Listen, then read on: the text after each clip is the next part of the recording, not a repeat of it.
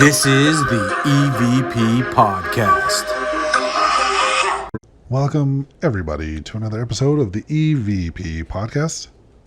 I am one of your hosts, Beaker. I am the other host, Ghosty. So yeah, we're back. We're back again. Because everyone missed us. Tell a friend. So, Well, if you're binge watching or if you're binge listening to our episodes, you won't know that we missed a week, but you will now because I just said it. way to go. I had got heat stroke at work and then had a really bad gout flare up and couldn't walk.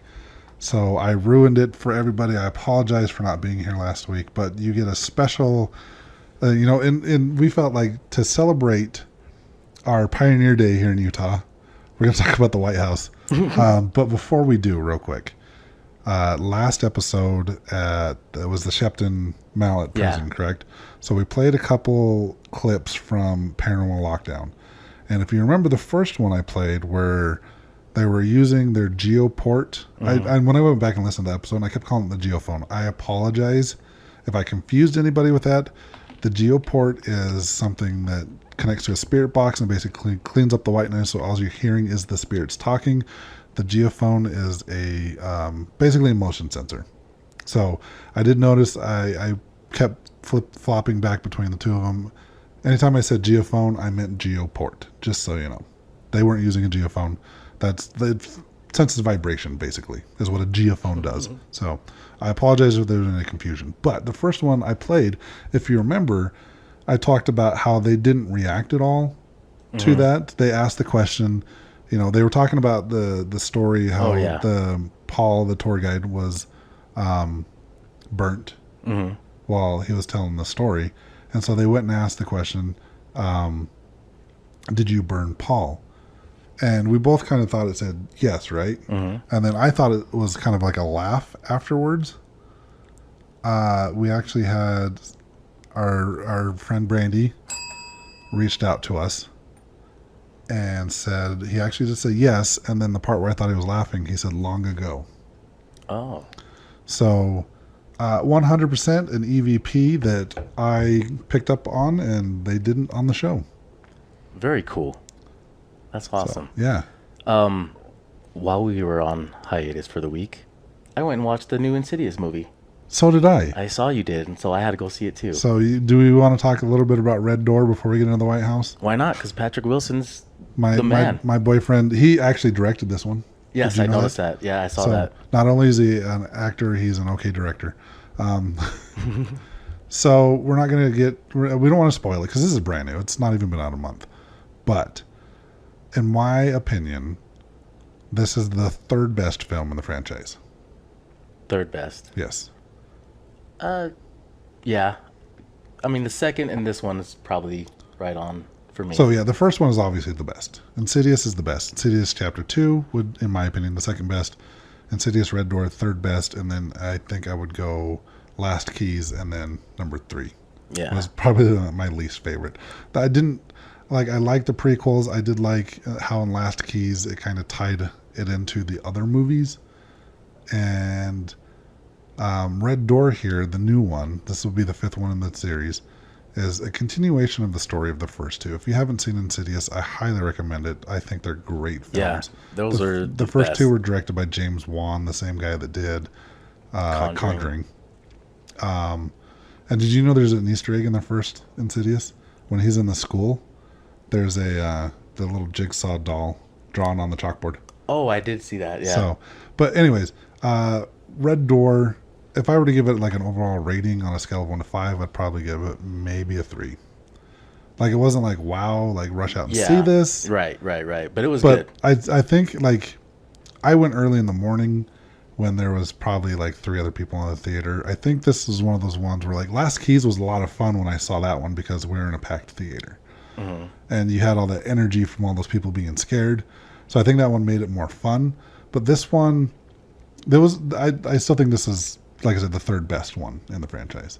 I like how they scare you though in these ones. They're more scary, not gore. Yeah, I like that. And I think they focused a lot more on character development in this one, in my opinion. Yeah, they did. Well, there was a lot that happened because this is like 9 years from the last one. Yeah, this is 9 years later. So Dalton is now 19. He's going off to college. And they use the same characters, so. The same actors. Yep.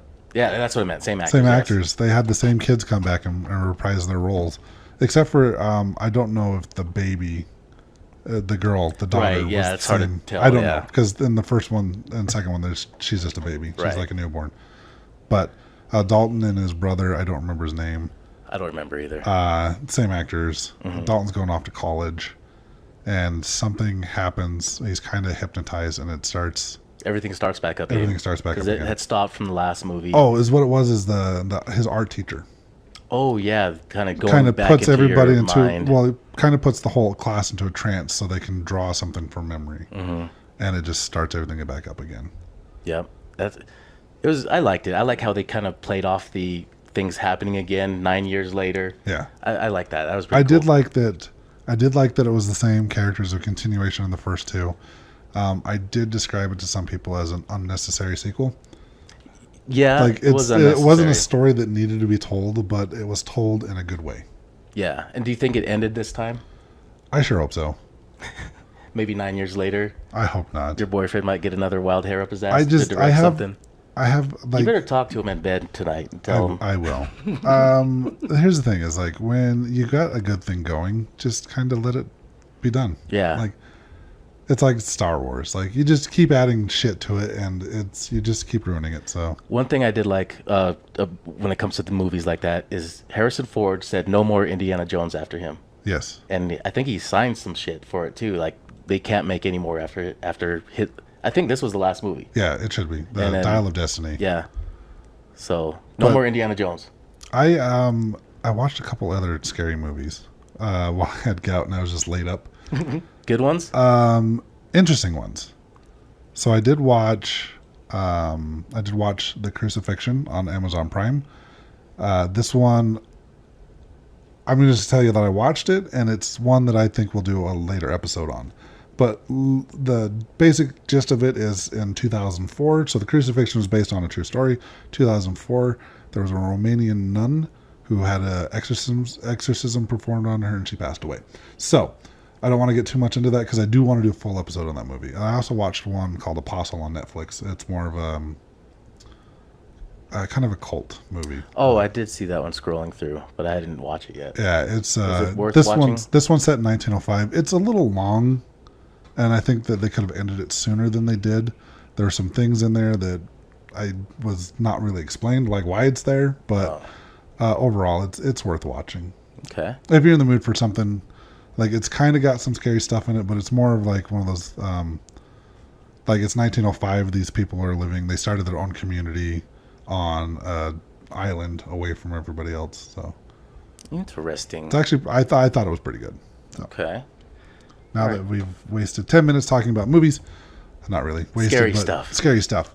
We're going to go into the White House. And the reason why I want to talk about the White House is I found out about this documentary that came out on November 26th of 2021. So this has been out for a little bit. I do like talking about the shock docs on the shock documentaries on Discovery Plus. Right. They had one called Demon in the White House. And that's the first time I've heard anything about demons in the White House. So I was intrigued. And Ghosty and I both tried to watch it probably about 4 or 5 times. Yeah, it's hard. It's hard to get through. You'll fall asleep quite a bit. So we're going to give you a brief synopsis of this so you can avoid watching this trash fire of a documentary. It's actually not a trash fire. It was kind of well done. It was informative, it was very informative, and I think but boring. I think a lot of it was speculation as well. Yeah. I don't think any of this stuff, like they don't have a way to like substantiate any of the claims, other than some of the stuff that is obviously like. So we'll start off with, it focuses on 2 presidents and their wives. The first president, I can tell you now who the 14th president of the United States of America was, and I believe they also said he was the only president, or the first president to only serve 1 term. That was Franklin Pierce. He made it into the White House at 1853. So before that, I know he was a politician. He had 2 other kids that one passed away about 2 days. His first kid passed away 2 days after they were born. His second kid made it to about 4 years old before he passed away. And then his third kid, Benny, was 11 when he passed. So while he was doing the politicians thing, I can't remember what state he was in. Yeah, I don't remember. But I know that his wife, like, she was very religious, didn't really like alcohol, and Franklin Pierce was very fond of the drink, apparently. She didn't like politics, and he's obviously a politician. It's like, why, if you don't like politics, why are you marrying a politician? They were complete opposites. They were complete opposites of each other. But they ended up getting married. He ended up actually getting out of politics. They moved back home, and I believe he became a lawyer. And something came up with the election. He got nominated and actually won. He was a Democrat from the North. So he was kind of, he was on the North, the side, the people that wanted to end slavery, but he was a Democrat. Yeah, he was kind of like was kind of for playing slavery. the middle. He was like kind of playing both sides. And we're not trying to get into politics here. This is just what he did. He actually signed the Kansas-Nebraska deal or whatever it was that allowed slavery in those states. Oh, I believe. But he, when he won the election, he was president-elect. It was, I believe, early January, so it was before he actually had a chance to before he was inaugurated. he was going to the inauguration. So they were on a train ride. They got to their original destination. I believe it was on the way home. The train was derailed. Actually, that's a different story that I read an article on inventors that their inventions, I messed up. So he was on his way to the inauguration, right? And the train was derailed. Mm-hmm. And I know he reached for his wife, and he tried to reach for his son, but he didn't quite get to his son at the time. I think he got pulled out of his hand. What was her name was Jane Pierce, right? Yeah, I think so. Jane. She was the Phantom. The Phantom. Anyways, the kid Benny, right? Mm-hmm. He got thrown from the train, and what they say in the documentary is that they went over, they found his body, and his cap was over his face, and they went to kind of shake him, and he wasn't moving, and they picked up his cap, and his head was crushed in. Yeah, his face was smashed. So that was probably like the most like sad inauguration. And he was actually the only casualty from the derailment. Yeah, he was the only one that died. And so his wife blamed him for going into politics and kind of was resentful. Well, and I guess there was like a letter that Benny wrote, or he said something to his mom. Yeah. That he was really hoping that his dad didn't win the election because he knew it would make his mom sad. Mm-hmm. And yeah, you're right. She did blame President Pierce for the death of their son because he got back into politics. Mm-hmm. And then I believe I read in one website that she actually got to the point where she was kind of okay with it. She's like, this is what God wanted. Like, you're supposed to focus on being president, and Benny would have been a distraction. Which is kind of a weird thing to say. I don't know if this is what actually said. I did deal with it or something. I did, yeah. I think there's a way of coping with it. But I did read that apparently she thought that at one point. So, what the documentary goes on to claim, and I know you had Benny on one of those websites. I don't know if you can pull that up real quick. But as I'm going in this, I think we've briefly mentioned the Fox sisters on some previous episodes. If you know who the Fox sisters are, back in the 1850s, they're the ones doing the whole spirit. They kind of they're the ones that kind of made spirit boards popular. They would do the seances, conducting seances, and they would fake it. Yes, they were fakes. So Mrs. Pierce decided to contact, I believe it was Maggie Fox, and had her come and conduct seances at the White House. This is what the documentary states. I don't know if this actually happened or not. I'm just telling you what the documentary had. So the claim is that they start conducting seances, and which seemed a little weird to some people in some of the articles I was reading, because with her being extremely religious, it wouldn't make sense that all of a sudden, I mean, like, grief does weird things to people, so it kind of makes sense. Mm-hmm. But people were questioning, like, if she was very devout in her religion, why would she turn to seances? But I mean, let's take into the account that she's a grieving mother who has now lost her third child. Yeah. So she probably would do anything to see them again. Right. And I think Dave Schrader put it that exact way. He's like, I would do anything to be able to see my kid again if I lost him. Mm-hmm. I think he was probably the most entertaining part of that show. Yeah. And I've met Dave. We've met Dave. Dave's a good guy. Yeah, a couple times. So she started having Maggie Fox, sorry. Maggie Smith did not. Dame Maggie Smith was not there. She was making Harry Potter at the time. And Maggie Fox came over. So I think it was just one of the Fox sisters. I don't know if they both actually came. According to the documentary, it just seemed like Maggie was there. Oh, I didn't catch that. I don't know. I know Maggie was there. I know Maggie's husband apparently wrote a letter telling her to stay away from the Pierces and to stop doing the seances. And from what I read, the actual letter was basically saying their husband didn't believe in all of that stuff, and he wanted his wife to go and like relearn and basically pick a different profession. So he was just trying to get her to stop doing seances altogether. Didn't have anything to do with the Pierces, according to what I read. But I guess it was shortly after this that Mrs. Pierce saw Benny for the first time, according to the documentary. And so, from what I understood, she kept continuing doing seances. She kept seeing Benny a lot.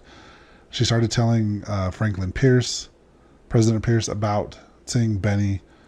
And then this is where the story kind of gets crazy. Because I guess one day, there was reports of her being heard talking to somebody when no one was around. And there was people saying that she was talking to Benny, her 11-year-old son. And like when they walked in the room, there was no one there. It was just her. And according to Shock Docs, one night Franklin came in and saw Benny standing there. And she's like, see, there he is. There's our son. And then all of a sudden his face changes and his mouth gets really big and he lets out this like demonic scream. So now they're saying that this whole time she wasn't really talking to Benny. She was talking to a demon pretending to be Benny. So it goes on to claim that they brought in a priest who performed an exorcism on the White House. And then, from what I gathered in the documentary, because like I said, this was really hard to follow, it seemed like it kind of stopped for them. They stopped having activity. Or maybe she just stopped doing seances. Or maybe she stopped doing seances. Or she never did seances. I don't know. But that's where it kind of ends with Mrs. Pierce. Yeah, well, they said that one thing they said, they called her the Phantom because after that, she was just wearing black all the time, just melancholy, and just in a depressed state, pretty much. I thought I read on one of these websites, I think it was her that has been seen actually outside, like hanging. Nope, that was not her. That was somebody else. We'll get to that. That wasn't her. So that was the Pierce's whole story, is basically like she was doing seances and summoned a demon. Yeah. This is the first I've heard of this. So okay. So then we get into the next part of the documentary. They focused on Mary Todd Lincoln and Abraham Lincoln, and I know Mary Todd, and so she was holding seances too. She was holding seances for the same reason that Mrs. Pierce was holding seances. Her son, Willie, also passed away while he was 11. Dun, dun, in February 1862 of typhoid. Not typhoid. Typhoid. So yeah, he passed away at the age of 11 as well. So they thought that was a weird coincidence. So yeah, she started doing seances. And I know one of the mediums they brought in was Lord Geyer. They brought in some guy. I don't know. Why don't you keep reading that? I'll look it up real quick. Okay. So when she was going through the grief and everything, she went to psychic mediums in Georgetown to communicate with her son Willie, and they were holding this seances in the Red Room. That's one of, I think that was I'll get into that later. But so in the Red Room, that's where she was doing this, and she said, Willie lives. He comes to me every night and stands at the foot of the bed with the same sweet, adorable smile that he always had. And she wrote this down. She had already lost another child, Edward, and occasionally she reported that both boys visited her sometimes, normally at the same time. So she was getting both her sons visiting her. Oh, really? But yeah, so that's kind of what she was doing in the Red Room. But the Red Room, I'll get into the Red Room real quick. That is, let's let's see. That is where, who was it? Oh, that's Andrew Jackson's old bedroom. And many who have stayed there have heard like him laughing and talking and moving around. And according to the Benjamin Harrison presidential site, President Harry S. Truman had the most encounters with the spirits in this part of the house. So President Truman would write about the ghosts he would hear and stuff like that. So he actually really? believed in the spirits and knew that it was haunted. Yeah, I know there's several presidents that said or first ladies. I know was it George W. or George Bush? It was George W. The daughters. The daughters, yep. His twin daughters. God, one's on like good. I can't remember. She's a journalist. Yeah, she was on her show and she talked about Yeah. seeing ghosts, and they said it was scary. Well, they didn't see it. They felt it, and they said that they got a phone call in the middle of the night, and it woke them up. And then after that, while they were up, they were hearing 1920s music coming from the fireplace. Oh, really? And then another night, they heard, oh God, I can't remember, but they heard other stuff coming from the fireplace as well, also from a different time. And she talked to one of the security guards there, and the security told her, oh man, if you heard or seen all the stuff I have. Yeah. Yeah, so I guess a lot of stuff goes on there at night. Okay, so during the Mary Todd Lincoln thing, when they were doing the seances in the Red Room and that, there was a medium, his name was Charles Colchester, Okay. that came in, and he actually warned Lincoln about the assassination. And there were several other people that were worried for President Lincoln at the time. It's rumored, or they say in the documentary, that Lincoln also had like dreams and premonitions about him being assassinated. Yeah, he said he had a premonition of it before it happened. Or a dream. He dreamed about his death before it happened. Do you have that there? Yeah. Let's see. Ward Hill Lamon was close friends with the president and made a journal entry what Lincoln told him about the ominous dream, which occurred in 1865. About 10 days ago, I retired very late, the president told his friend. I soon began to dream. There seemed to be a death-like stillness about me. Then I heard subdued sobs, as if a number of people were weeping. I thought I left my bed and wandered downstairs. I arrived at the east room. He then goes on to describe seeing a dead body in funeral clothes resting in the room. Soldiers were guarding the body amid a room full of people weeping. Who is dead in the White House? Asked Lincoln as he dreamed. The reply is bone-chilling as one of the soldiers answered him. He was killed by an assassin. Then less than 4 months later, on April 14th, 1865, his premonition came true. So yeah, Charles Colchester, the medium that was warning him about his death, it's funny because apparently in the documentary they say that he was there quite a bit, doing these seances with Mary Todd Lincoln, and this is I think when they start talking about spirit photography, where they like you snap a picture and you see a spirit standing behind them. They also kind of made it seem like that doing these seances kind of like brought a demon into the White House again. I find it very hard to believe.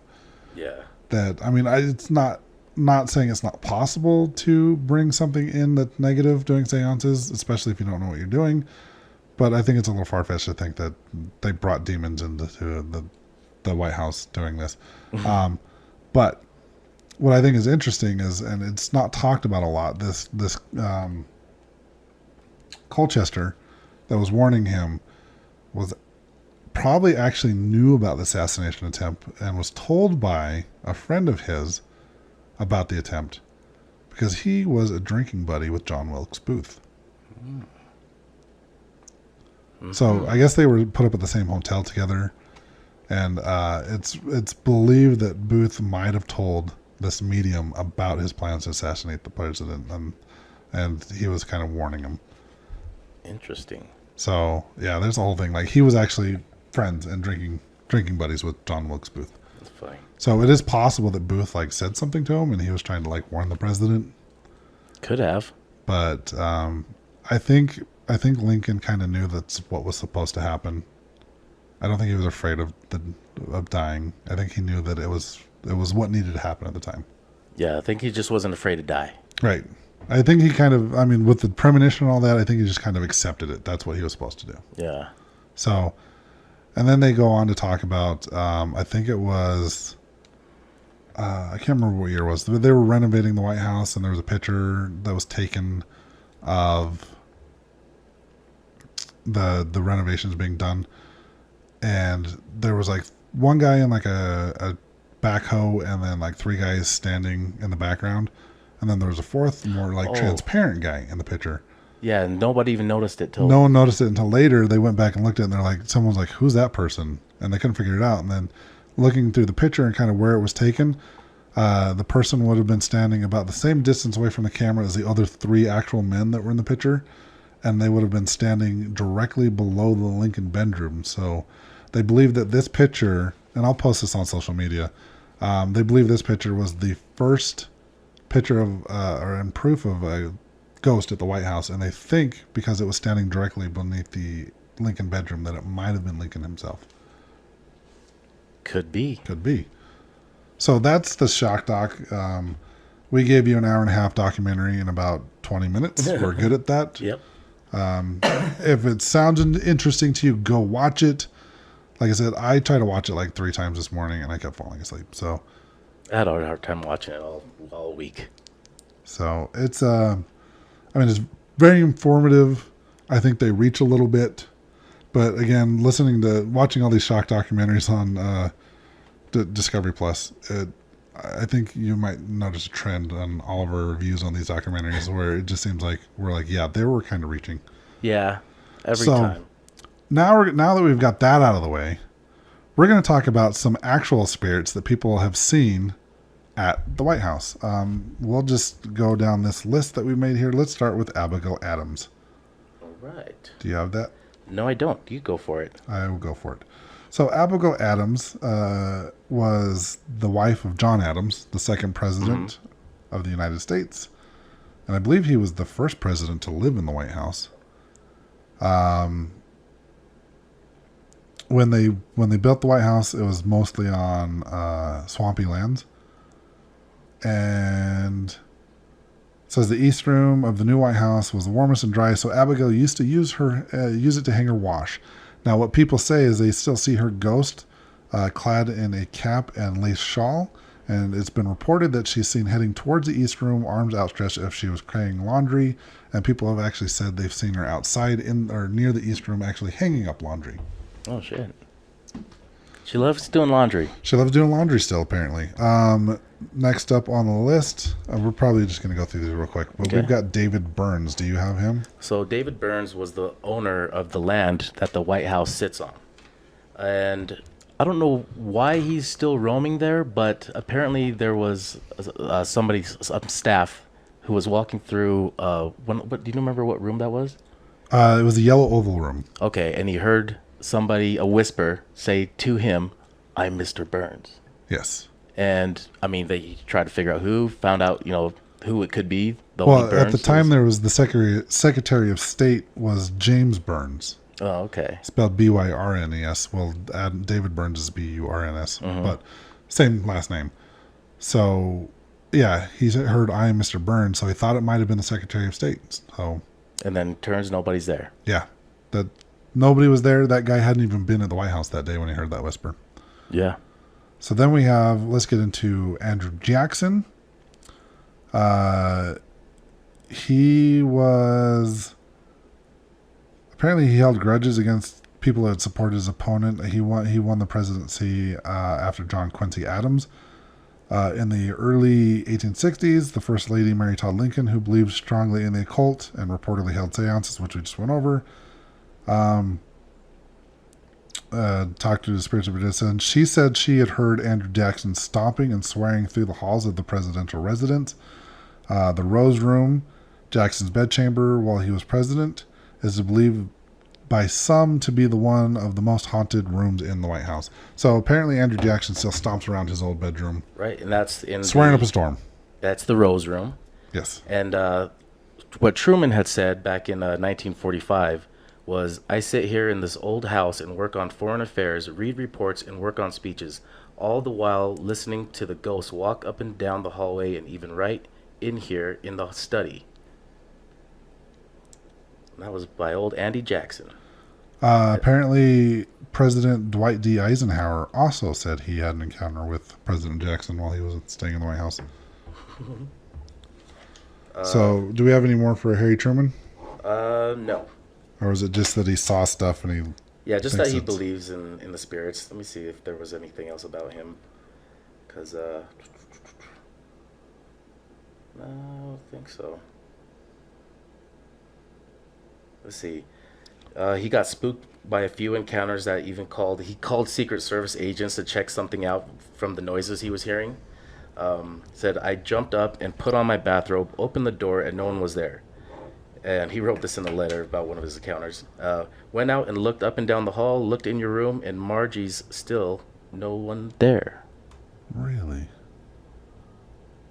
I guess there's more to this. After checking things out, President Truman went back to bed, but his ordeal wasn't over yet. There were footsteps in your room, whose door I'd left open, he continued. Jumped and looked, and no one there. The damn place is haunted, sure as shooting. Secret Service said yeah. even a watchman was up there at that hour.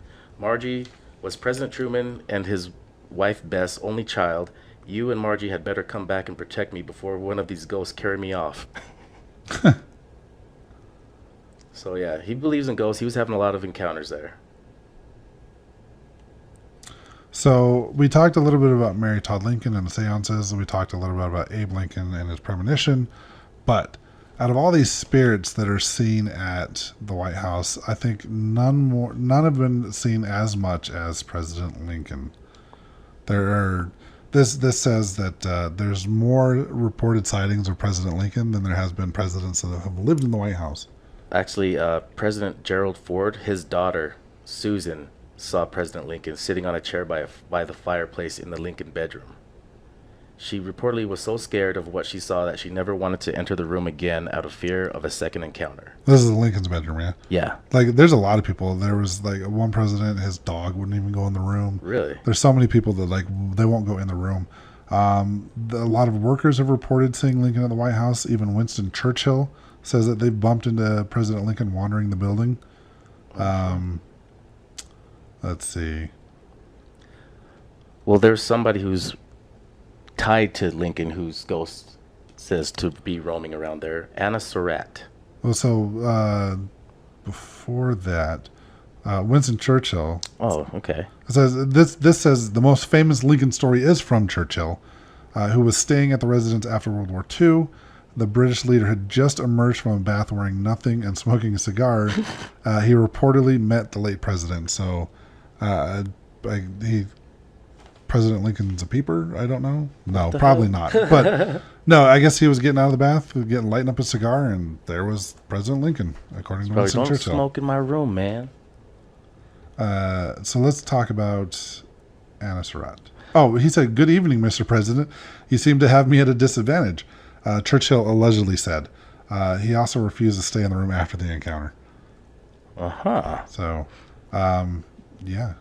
So Anna Surratt is the daughter of Mary Surratt, who was executed in 1865 for her role in the assassination of Abraham Lincoln. Anna is relentlessly seeking justice for her mother's fate nearly 2 centuries later. Anna is typically spotted near the north portico of the White House, and she bangs on the doors and rattles the gates, yelling and pleading for her mother to be spared. I don't know. That seems kind of loud. I would think there would be a lot more reports on that one. You think? Yeah.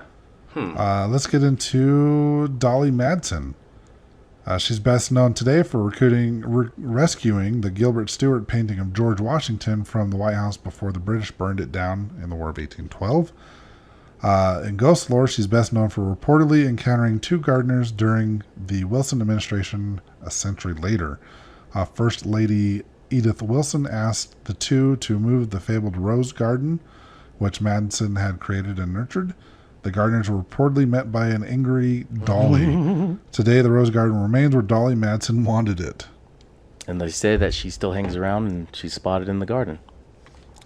Do you have William Henry Harrison? William Henry Harrison. Where did that go? I did have that for a second. Well, you looked that one up. Oh, here it is. Oh, you got it? Yep. Oh, let's do it. So he actually died in the White House. Oh, did he? Yes. He's He was the first president to die at the White House. He was the ninth president and died in 1841 at age 68 from complications of pneumonia. Some say that his pneumonia wasn't really the cause. Instead, he died as a result of the curse of the Tippecanoe. What is that? It's sometimes called the Tecumseh's curse, which allegedly cast in 1809 by the Shawnee indigenous leader Tecumseh.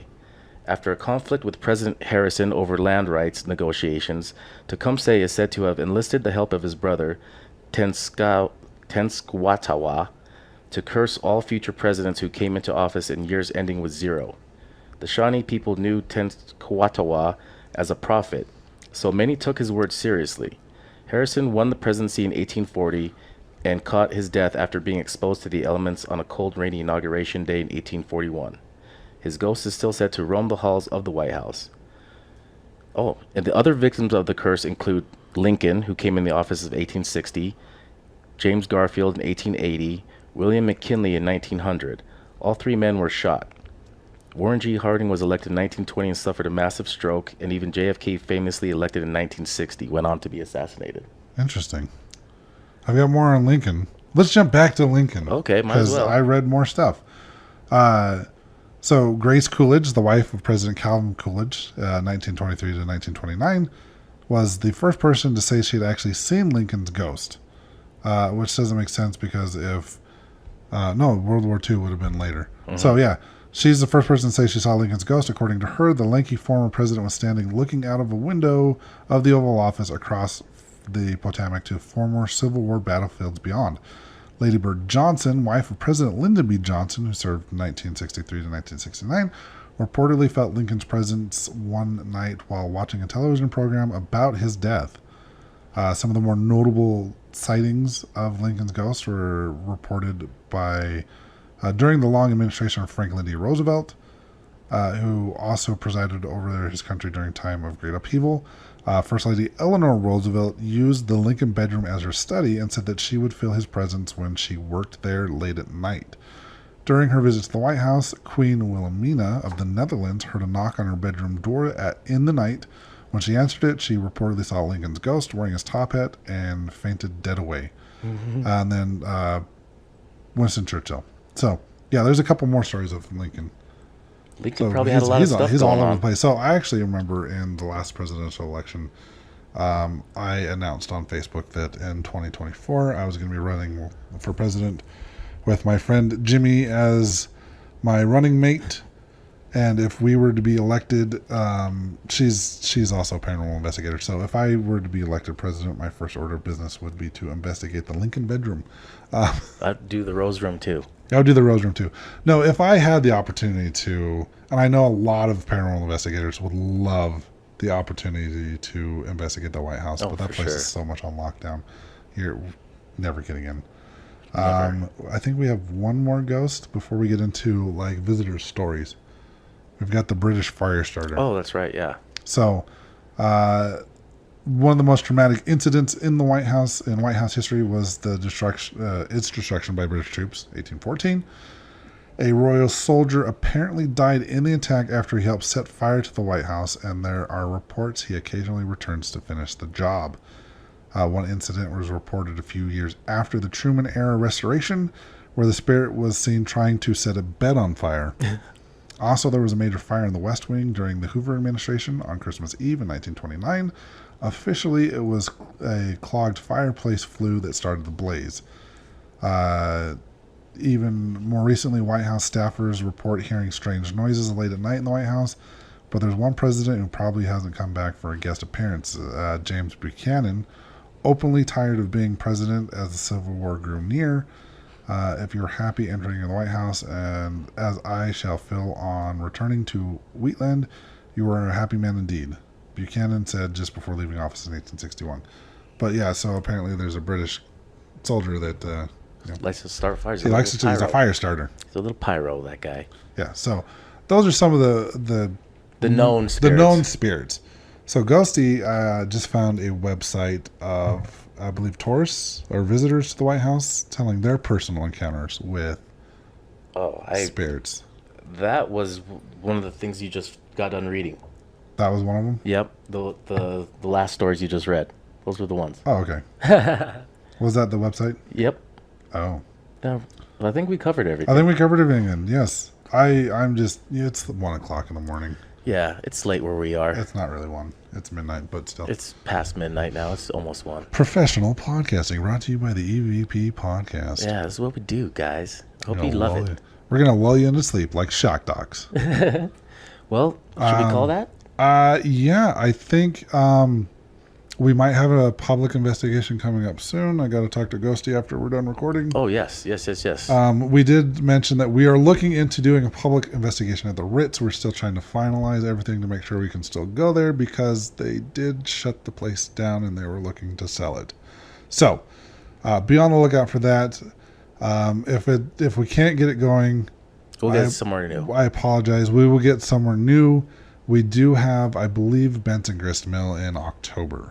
Oh, nice. So look forward to that one. That one will get tickets up when it's closer to the event. But yeah, as soon as we are sure we can actually get into the Ritz, we will let you all know and we'll post that up. Yep, we'll post tickets so you guys can join us. And like I said, that's going to be a very small investigation. We're probably going to limit tickets to about 10 to 13 people. Is what LaDon told us. Tickets quick. Yes. So keep look out for that. You can find us posting about that on our social medias at evp.pod at Instagram and Facebook. Or if you have an experience at the White House. If you guys have been to the White House. If you've been to the White House and you've had a ghost story that you'd like to share with us, you can email us at evp.pod@gmail.com. Also, if you are looking for paranormal gear, check out our affiliate link to ghoststop.com. That is where we buy most of our gear from, if not all of our gear.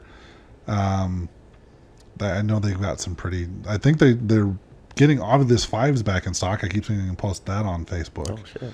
I think they just moved into a bigger facility as well. So they've got a lot going on for them. I still want to look into those tracer lights. I know I've been talking about that. We posted it before. Oh, yeah. Those tracer lights look really good. It's basically like a motion sensor light. So when you set these light strands up on there, it will sense motion. So it kind of will show you if a spirit's walking past it. That would So be really cool. check out our affiliate link, ghoststop.com. All right, guys. Ghost and we'll play that. Peace out, butterflies. This is the EVP Podcast.